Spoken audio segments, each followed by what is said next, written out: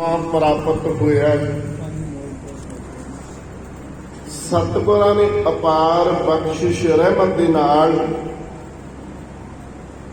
ਪਰਿਵਾਰ ਨੂੰ ਸਤਿਗੁਰਾਂ ਦੇ ਚਰਨ ਪਰਸਣ ਦਾ ਸੁਭਾਗਾ ਸਮਾਂ ਬਖਸ਼ਿਆ ਤੇ ਪਰਿਵਾਰ ਦੀ ਮਾਰੀ ਹੋਈ ਆਵਾਜ਼ आओ जी तू आओ हमारे हर जस सरवण सुनावना। साध संगत जदों सानू किसी परिवार वालों सदा मिलदा ना अखंड जाप दे भोग दे उत्ते आउण दा, सुखमनी साहिब दे पाठ दे उत्ते आउण दा, ਉਹ ਸੱਦਾ ਇਹ ਹੁੰਦਾ ਹੈ ਸਤਿਗੁਰਾਂ ਦੀ ਬਖਸ਼ੀ ਬਚਨ ਅਨੁਸਾਰ आओ जी तू आओ हमारे। आवो जी गुरमुख प्यारिओ आओ हमारे दा अर्थ साडे घर आवो। काहदे वास्ते? कोई गल्लां करन वास्ते, कोई होर गीत गाउण वास्ते नहीं जी। आउणा काहदे वास्ते आ? हर जस सरवण सुनावना। आउणा है हरि दे जस नूं सुणन ते सुणाउण वास्ते। सो साहिबां दे बख्शे होए इस पावन समय दे अंदर, क्योंकि ये जिहड़ा समा यही साडा वो कीमती समा जिहदे बारे आख्या जाता है कबीर एक घड़ी आधी घड़ी आधी हूं ते आद भगतन सेती गोष्ट जो कीने सो लाभ। जितना भी ये समा प्राप्त होया है पातशाह कहते घड़ी तो भी अद्धी घड़ी ते उस तो भी अद्धी घड़ी बेशक कुछ समय वास्ते अपने मालिक की हजूरी अंदर बैठ के उस गुरु दियां बातां पाउणियां यही सफल ने। नहीं तो साडे आम तौर पर ना आख दिता जाता जी आप जी अपने कीमती समय दे विचों समा कढ के आए हो। नहीं जी, असल विच कीमती समा साडा आ जिहड़ा इत्थे बैठ के असी गुरु की बात कर लईए सुन लईए ते फिर उस कीती होई नूं इत्थे ही ना छड्ड जाइए। इहदे विचों किणका मात्र किते साडे अंदर वस जावे। किणका एक जिस जीव सावै ताकि महिमा गणी ना आवे। दाते दे चरनां दे विच अरदास करिए, दातिया तेरे चरनां विच आए आ ते साडे इस समय नूं अपने चरनां दे विच लिख के ते इस समय नूं सफल करन दा यतन करिए ते गुरु सवारिओ दाता मेहर करनगे। आरंभ दे विच मंगलाचरण वल्लों मैं भट्टां दा एक सवैया पढ़िया है। हम अवगुण भरे एक गुण नहीं। दाते एक भी गुण नहीं, औगणा नाल भरे होए आ। हम अवगुण भरे एक गुण नाही, अमृत छाड़ विखै विख खाही।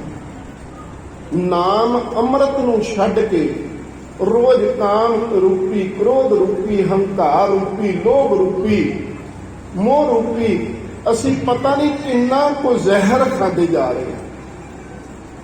अमृत छाड़ विखै विख खाही, माया मोह भरम पै भूलै।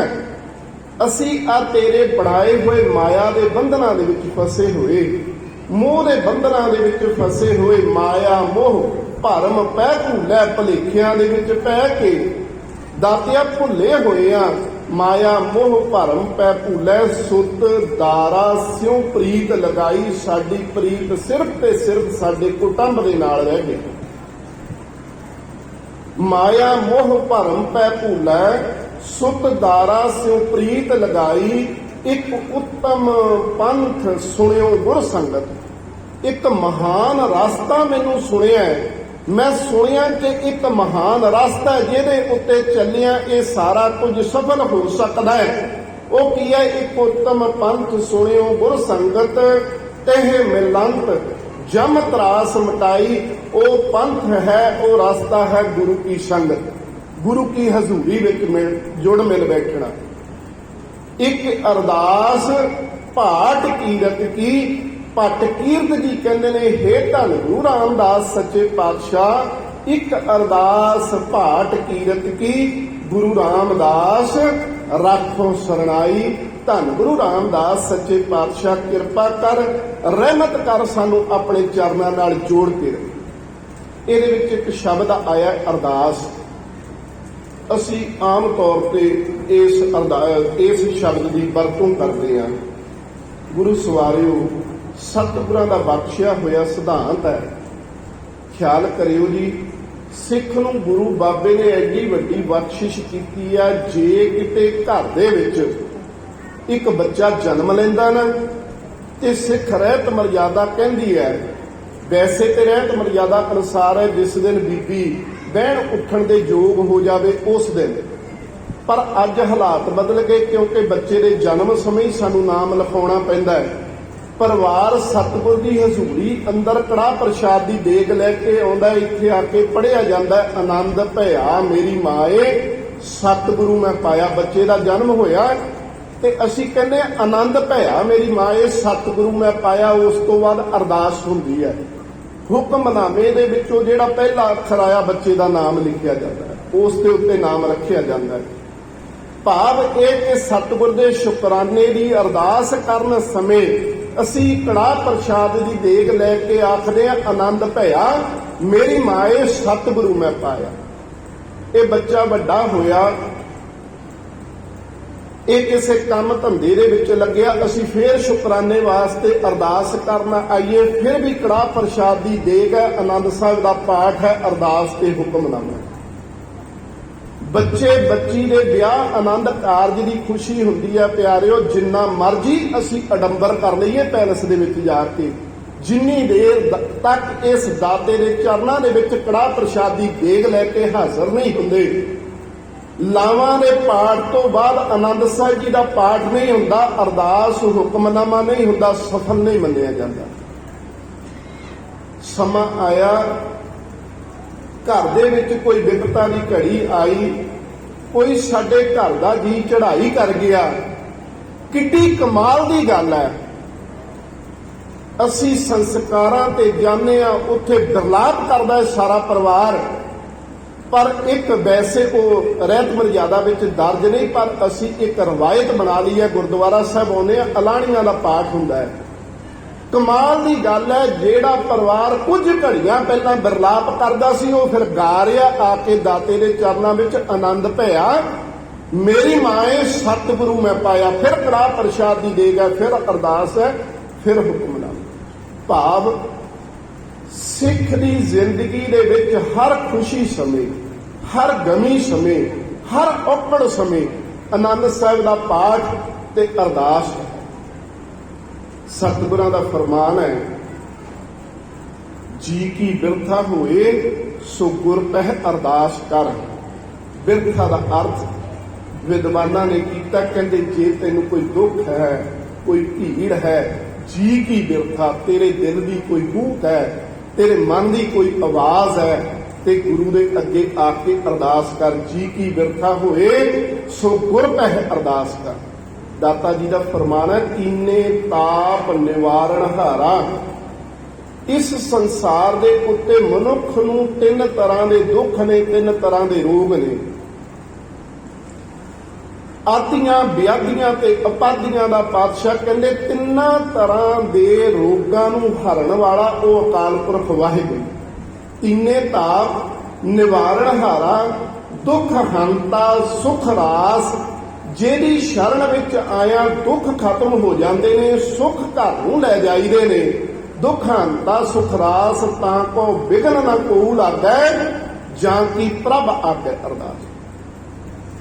ਅਸਲ ਵਿੱਚ ਤੇ ਨਾ ਜੀ, ਅਸੀਂ ਕਹਿੰਦੇ ਆ ਕਿ ਸਿੱਖ ਦੇ ਜੀਵਨ ਦਾ ਅਨਿੱਖੜਵਾਂ ਅੰਗ ਹੈ ਅਰਦਾਸ, ਪਰ ਅਸਲ ਵਿੱਚ ਹਰ ਇੱਕ ਜੀਵ ਦੇ ਜੀਵਨ ਦਾ ਅਨਿੱਖੜਵਾਂ ਅੰਗ ਅਰਦਾਸ ਹੈ।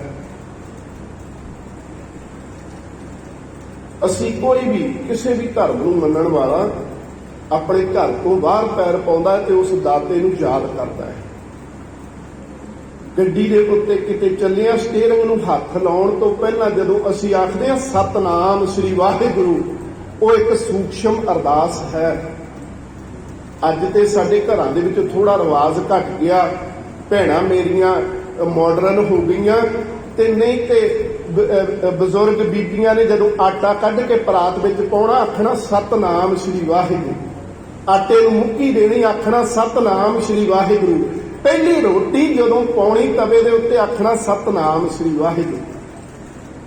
ਤੇ ਘਰ ਦੇ ਮਾਲਕ ਨੇ ਵੀ ਜਦੋਂ ਪਹਿਲੀ ਉਗਰਾਈ ਮੂੰਹ ਦੇ ਵਿੱਚ ਪਾਉਣੀ, ਉਸ ਤੋਂ ਪਹਿਲਾਂ ਹੱਥ ਜੋੜ ਪ੍ਰਸ਼ਾਦਾ ਹੱਥ ਵਿੱਚ ਫੜ ਅਰਦਾਸ ਕਰਨੀ। ਇਹ ਸੂਖਸ਼ਮ ਅਰਦਾਸ ਹੈ। ਇਹ ਸਤਨਾਮ ਸ਼੍ਰੀ ਵਾਹਿਗੁਰੂ ਕਹਿਣਾ ਉਹ ਬਾਤ ਹੈ ਜਿਹੜੀ ਸਾਨੂੰ ਧੰਨ ਗੁਰੂ ਅਰਜਨ ਪਿਤਾ ਮਹਾਰਾਜ ਨੇ ਦੱਸੀ। ਜਿਸ ਕਹਿਣ ਲੱਗੇ ਜਿਹਦੀ ਕਿਰਪਾ ਦੇ ਨਾਲ, ਜਿਹਦੀ ਰਹਿਮਤ ਦੇ ਨਾਲ ਤੈਨੂੰ 36 ਪ੍ਰਕਾਰ ਦੇ ਭੋਜਨ ਮਿਲੇ ਨੇ, ਉਸ ਠਾਕਰ ਨੂੰ ਆਪਣੇ ਹਿਰਦੇ ਦੇ ਵਿੱਚ ਵਸਾ ਕੇ ਰੱਖੀ। ਉਹਦਾ ਸ਼ੁਕਰਾਨਾ ਕਰਨਾ ਕਦੇ ਭੁੱਲੀ ਨਾ। ਇਹ ਅਰਦਾਸ ਹੈ। ਅਸਲ ਵਿੱਚ ਪਿਆਰਿਓ, ਅਰਦਾਸ ਦੀ ਸ਼ੁਰੂਆਤ ਕਦੋਂ ਹੋਈ ਇਹਦੇ ਬਾਰੇ ਕੋਈ ਵੇਰਵੇ ਤੇ ਨਹੀਂ ਮਿਲਦੇ, ਪਰ ਇੱਕ ਗੱਲ ਜ਼ਰੂਰ ਹੈ, ਜਦੋਂ ਤੋਂ ਇਹ ਕਾਇਨਾਤ ਬਣੀ ਹੈ, ਇਸ ਜੀਵ ਨੇ ਮਨੁੱਖ ਰੂਪ ਦੇ ਵਿੱਚ ਆ ਕੇ ਜਦੋਂ ਆਪਣਾ ਆਪ ਸੰਭਾਲਣਾ ਸ਼ੁਰੂ ਕੀਤਾ ਹੈ, ਇਹਨੂੰ ਕੋਈ ਭੀੜ ਪਈ ਹੋਵੇਗੀ, ਇਹਨੂੰ ਕੋਈ ਦੁੱਖ ਹੋਇਆ ਹੋਵੇਗਾ, ਇਹਨੂੰ ਕੋਈ ਔਕੜ ਆਈ ਹੋਵੇਗੀ, ਉਸ ਦੁੱਖ ਤਕਲੀਫ ਔਖੜ ਤੋਂ ਔਖੇ ਹੋਏ ਇਸ ਮਨੁੱਖ ਨੇ ਜਦੋਂ ਇਹ ਹੱਥ ਚੁੱਕੇ ਹੋਣਗੇ ਕਿਸੇ ਅਣਦਿਸਦੀ ਸ਼ਕਤੀ ਵੱਲ ਨੂੰ ਕਿ ਇਹ ਦਾਤਿਆ ਮਦਦ ਕਰੀ, ਤੇ ਉਸ ਅਣਦਿਸਦੇ ਨੇ ਵੀ ਆ ਕੇ ਇਹਦੀ ਬਾਹ ਫੜ ਲਈ ਹੋਵੇਗੀ, ਪੁੱਤਰਾ ਫਿਕਰ ਨਾ ਕਰ, ਮੈਂ ਤੇਰੇ ਨਾਲ ਹਾਂ। ਅਸਲ ਵਿੱਚ ਇਸੇ ਨੂੰ ਅਰਦਾਸ ਦੀ ਸ਼ੁਰੂਆਤ ਮੰਨਿਆ ਜਾ ਸਕਦਾ। ਅਰਦਾਸ ਦੇ ਸੰਬੰਧ ਦੇ ਵਿੱਚ ਧੰਨ ਸ਼੍ਰੀ ਗੁਰੂ ਗ੍ਰੰਥ ਸਾਹਿਬ ਜੀ ਦੀ ਪਾਵਨ ਬਾਣੀ ਅੰਦਰ ਬੜਾ ਕੁਝ ਸਾਨੂੰ ਸੁਣਨ ਵਾਸਤੇ ਮਿਲਦਾ ਹੈ, ਪੜ੍ਹਨ ਵਾਸਤੇ ਮਿਲਦਾ, ਵਿਚਾਰਨ ਦੀ ਲੋੜ ਹੈ। ਵਿਦਵਾਨਾਂ ਨੇ ਆਖਿਆ ਕਿ ਅਰਦਾਸ, ਕੁਝ ਵਿਦਵਾਨ ਮੰਨਦੇ ਨੇ ਕਿ ਅਰਦਾਸ ਫਾਰਸੀ ਸ਼ਬਦ ਦੇ ਵਿੱਚੋਂ ਆਇਆ, ਫਾਰਸੀ ਭਾਸ਼ਾ ਚੋਂ ਆਇਆ। ਕੁਝ ਕਹਿੰਦੇ ਨੇ ਅਰਦਾਸ ਸ਼ਬਦ ਜਿਹੜਾ ਇਹ ਸੰਸਕ੍ਰਿਤ ਦੇ ਵਿੱਚੋਂ ਆਇਆ। ਫਾਰਸੀ ਭਾਸ਼ਾ ਦੇ ਵਿੱਚ ਸ਼ਬਦ ਹੈ ਅਰਜ਼ਦਾਸ਼ਤ। ਇਹਦਾ ਅਰਥ ਹੈ, ਅਰਜ਼ ਦਾ ਅਰਥ ਹੈ ਅਰਜ਼ੀ, ਅਰਜ਼ ਦਾ ਅਰਥ ਹੈ ਬੇਨਤੀ। ਜਿਵੇਂ ਅਸੀਂ ਅੱਜ ਵੀ ਕੋਈ ਆਪਣੀ ਮੰਗ ਕਿਸੇ ਮਹਿਕਮੇ ਦੇ ਅੱਗੇ ਰੱਖਣੀ ਹੋਵੇ, ਸਕੂਲ ਦਾ ਬੱਚਾ ਆਪਣੇ ਸਕੂਲ ਦੇ ਹੈੱਡ ਨੂੰ, ਸਕੂਲ ਦੇ ਮੁਖੀ ਨੂੰ ਲਿਖਦਾ ਹੈ। ਜਿਵੇਂ ਅਸੀਂ ਲਿਖਦੇ ਹਾਂ ਸੇਵਾ ਵਿਖੇ ਸ਼੍ਰੀਮਾਨ ਫਲਾਣਾ ਸਾਹਿਬ ਜੀਓ, ਇਹ ਅਰਜ਼ੀ ਹੈ। ਕਿਸੇ ਵੱਡੇ ਅਫਸਰ ਨੂੰ ਦੇਣੀ ਹੈ, ਉਹ ਅਰਜ਼ੀ ਹੈ। ਤੇ ਅਰਜ਼ਦਾਸ਼ਤ, ਦਾਸ਼ਤ ਦਾ ਅਰਥ ਹੈ ਉਸ ਅਰਜ਼ ਨੂੰ ਪੇਸ਼ ਕਰਨਾ, ਆਪਣੀ ਮੰਗ ਨੂੰ ਲਿਖਤੀ ਰੂਪ ਦੇ ਵਿੱਚ, ਆਪਣੀ ਮੰਗ ਨੂੰ ਬੋਲਾਂ ਦੇ ਰੂਪ ਦੇ ਵਿੱਚ ਕਿਸੇ ਵੱਡੇ ਅੱਗੇ ਪੇਸ਼ ਕਰਨਾ। ਇਹ ਹੈ ਅਰਜ਼ਦਾਸ਼ਤ, ਜਿਹਦੇ ਤੋਂ ਸ਼ਬਦ ਬਣਿਆ ਅਰਦਾਸ। ਭਾਵ ਸਾਡੀ ਮਨ ਦੀ ਕੋਈ ਔਕੜ, ਸਾਡੇ ਸਰੀਰ ਦੀ ਕੋਈ ਔਕੜ, ਸਾਡੀ ਪਰਿਵਾਰਕ ਸਮਾਜਿਕ ਕੋਈ ਔਕੜ, ਉਹ ਅਸੀਂ ਆਪਣੇ ਮਾਲਕ ਦੇ ਸਾਹਮਣੇ ਰੱਖਣੀ, ਉਹਨੂੰ ਕਹਿੰਦੇ ਆ ਅਰਦਾਸ। ਇਸੇ ਤਰ੍ਹਾਂ ਸੰਸਕ੍ਰਿਤ ਭਾਸ਼ਾ ਦਾ ਸ਼ਬਦ ਹੈ ਅਰਦੰ ਆਸ। ਆਸ ਕਹਿੰਦੇ ਨੇ ਮਨ ਦੀ ਮੁਰਾਦ ਨੂੰ। ਅਰਦੰ ਦਾ ਅਰਥ ਹੈ ਪੇਸ਼ ਕਰਨੀ, ਆਪਣੇ ਮਨ ਦੀ ਮੁਰਾਦ ਪੇਸ਼ ਕਰਨੀ। ਇਸੇ ਨੂੰ ਅਰਦਾਸ ਆਖਿਆ ਜਾਂਦਾ ਹੈ। ਜਦੋਂ ਵੀ ਤੇਰੇ ਮਨ ਦੇ ਉੱਤੇ, ਤੇਰੇ ਸਰੀਰ ਦੇ ਉੱਤੇ, ਤੇਰੇ ਸਮਾਜ ਦੇ ਉੱਤੇ, ਪਰਿਵਾਰ ਦੇ ਉੱਤੇ ਕੋਈ ਔਕੜ ਆਉਂਦੀ ਹੈ, ਜਦੋਂ ਵੀ ਮਨੁੱਖ ਮਾਲਕ ਦੇ ਸਾਹਮਣੇ ਹੱਥ ਜੋੜ ਉਸ ਵਾਸਤੇ ਬੇਨਤੀ ਕਰਦਾ ਹੈ, ਉਸ ਔਕੜ ਵਿੱਚੋਂ ਨਿਕਲਣ ਲਈ, ਉਸ ਦੁੱਖ ਦੀ ਘੜੀ ਵਿੱਚੋਂ ਨਿਕਲਣ ਲਈ, ਉਹਨੂੰ ਅਰਦਾਸ ਆਖਿਆ ਜਾਂਦਾ ਹੈ। ਬੜੇ ਸੁੰਦਰ ਅਰਥ ਕੀਤੇ ਨੇ ਅਰਦਾਸ ਦੇ। 4 ਲਫ਼ਜ਼ਾਂ ਨੇ, 4 ਅੱਖਰ ਨੇ, ਐੜਾ, ਰਾਰਾ, ਦੱਦੇ ਨੂੰ ਕੰਨਾਂ ਤੇ ਸੱਸਾ। ਐੜਾ ਦਾ ਅਰਥ ਹੈ ਅੰਤਰਜਾਮੀ, ਉਹ ਅਕਾਲ ਪੁਰਖ ਵਾਹਿਗੁਰੂ ਜਿਹੜਾ ਸਾਰਿਆਂ ਦੇ ਹਿਰਦੇ ਦੀ ਜਾਣਦਾ ਹੈ। ਘਟ ਕੇ ਅੰਤਰ ਕੀ ਜਾਣਤ, ਭਲੇ ਬੁਰੇ ਕੀ ਪੀਰ ਪਛਾਨਤ। ਐੜਾ ਭਾਵ ਅੰਤਰਜਾਮੀ। ਰਾਰੇ ਦਾ ਅਰਥ ਹੈ ਰਖਵਾਲਾ, ਤੂੰ ਰਖਵਾਲਾ ਸਦਾ ਸਦਾ ਹੋ ਤੁਧ ਧਿਆਈ। ਹੇ ਅਕਾਲ ਪੁਰਖ ਵਾਹਿਗੁਰੂ, ਤੂੰ ਸਾਰਿਆਂ ਦਾ ਰਖਵਾਲਾ ਹੈ, ਹਰ ਥਾਂ ਦਾ ਰਖਵਾਲਾ ਹੈ। ਰਾਰਾ ਦਾ ਅਰਥ ਰਖਵਾਲਾ। ਦੱਦੇ ਨੂੰ ਕੰਨਾ ਹੈ, ਅਰਦਾਸ ਦੇ ਵਿੱਚ ਆਉਂਦਾ ਦੱਦੇ ਨੂੰ ਕੰਨਾ। ਦੱਦੇ ਦੇ ਕੰਨੋਂ ਦੱਤੇ ਨੂੰ ਕੰਨੇ ਦਾ ਅਰਥ ਹੈ ਦਾਤਾਰ।